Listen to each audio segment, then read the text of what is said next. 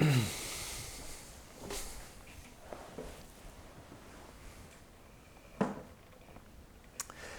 bienvenue à tous. Aujourd'hui, on va commencer avec une petite histoire. Une histoire très sympathique. Désolé pour le sourire, vous allez comprendre. C'est une histoire vraie, l'histoire d'un jeune homme qui est parti en pleine mer et ça s'est un peu mal déroulé. Il a commencé à se noyer. Et bien entendu, il a commencé à paniquer. Et plus il panique, plus il a du mal à respirer. Et plus il a du mal à respirer, plus il avale de l'eau. Et là, miracle. Il y a un grand rabbin qui passe à côté de lui, un admour très connu. Et il s'est dit, mais qu'est-ce que je peux faire pour le sauver maintenant? Il est en train de se noyer, c'est quoi en effet, il va mourir.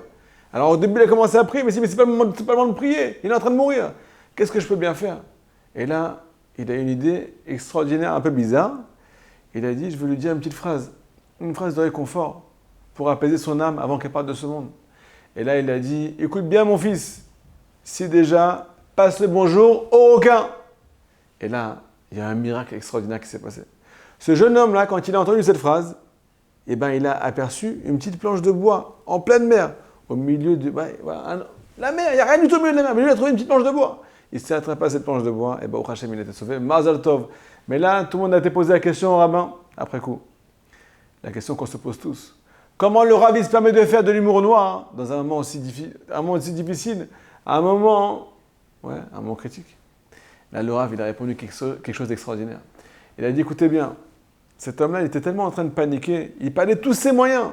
Il était sur le point de mourir. Le seul moyen que j'ai trouvé pour lui faire prendre conscience qu'il y avait une petite planche de bois à côté de lui, c'était de détourner son esprit en lui faisant une petite blagounette. Donc en fait, le message, il est tout simple. Parfois dans la vie, on est aussi troublé par la mer. Par la mer des pensées. Pas la belle mer, la mer des pensées. On est dans un océan, on est troublé, complètement troublé par nos soucis. On est dépassé parfois. Parfois, on se noie par les épreuves. Et là, il y a un petit problème. C'est que quand on est dans l'étroitesse, on n'arrive plus à voir les bontés d'Akadosh Baruch Hu. On n'arrive plus à voir la petite planche qui est à côté de nous. On n'arrive plus à voir toutes les belles choses qui nous entourent, malgré la difficulté. David Amélar, il dit dans Tehillim quelque chose d'extraordinaire. Il dit à Akadosh Baruch Hu, Batsar et Chaftali. Dans l'étroitesse, Akadosh Baruch Hu, tu as gardé la Achava. Tu as toujours laissé des choses qui sont ouvertes. Il y a toujours des choses qui sont larges. Ce n'est pas tout étroit. Il n'y a pas tout qui ne va pas. Ça n'existe pas une situation où il y a tout qui ne va pas. Il y a des choses qui vont bien, des choses qui ne vont pas bien. Mais ça ne va jamais, pas du tout en fait. C'est ce que David Améler a dit à Kadosh Baruch Hu. Batsar, au milieu de l'étroitesse, tu as toujours laissé quelque chose d'ouvert. Quelque chose d'extraordinaire. En fait, on a un petit problème. C'est quand on est submergé, on n'arrive pas à voir la bonté. Et là, il n'y a rien à faire à part détourner son esprit. Une petite blagounette, essayer de s'élargir un peu l'esprit, élargir son cœur avec la joie. Il n'y a rien qui peut ouvrir les portes du ciel comme la joie. Il nous dit le Baal Shem Tov HaKadosh. En hébreu, ça passe super bien, ouais, ça rime. Je ne sais pas comment ça va passer en français, on va essayer.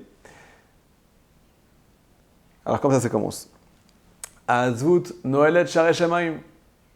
La tristesse a la capacité, a la force de fermer les portes du ciel. Atfila, potachat, sharim, neolim. Par contre, la prière, elle a la force d'ouvrir toutes les portes qui sont fermées dans le ciel. Avala simcha, bekochal shaber chomot. La joie, par contre, elle a la capacité de faire tomber des montagnes, de briser des murailles. Donc le message est clair. Quand on va pas, en fait, quand ça va pas, le seul moyen de voir les bontés, de voir la main qu'Akadosh Baruch Hu nous tend dans l'épreuve, c'est de se connecter à la joie. Une magnifique journée, Bezrat Hashem.